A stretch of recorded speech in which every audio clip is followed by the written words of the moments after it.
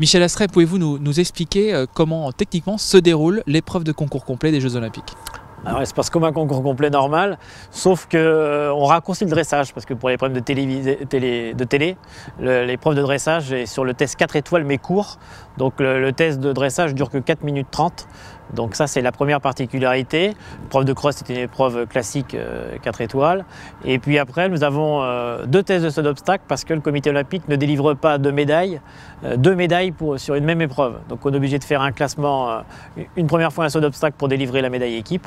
Et après, on prendra les 25 meilleurs pour délivrer la médaille individuelle, les médailles individuelles.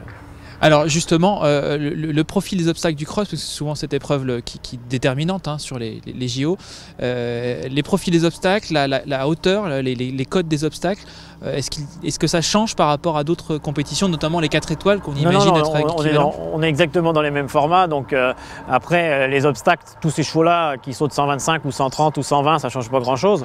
Après, c'est où sont placés les obstacles, le profil des obstacles qui est varié, s'il est dans une pente, dans une descente, en fin de parcours, etc.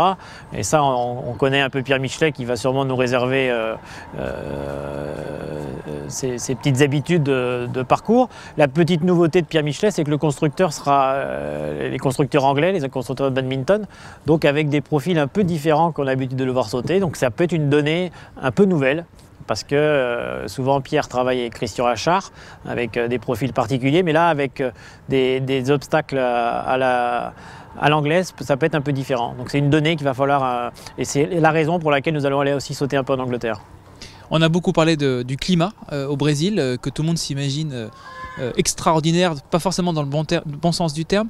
Qu'est-ce que vous pouvez nous en dire justement, l'effet sur les chevaux? Lors du test event, il faisait chaud, mais comme au mois d'août en France, il faisait 28 degrés, on n'a pas été bouleversé par la chaleur. Donc j'espère qu'on n'aura pas une grosse chaleur, mais sincèrement, pendant le test event, il faisait chaud, mais c'était acceptable pour les chevaux. On a plus été surpris par le côté très vallonné du terrain, qui est un peu la surprise, sur lequel il va falloir réfléchir pour emmener des galopeurs quand même sur cet événement.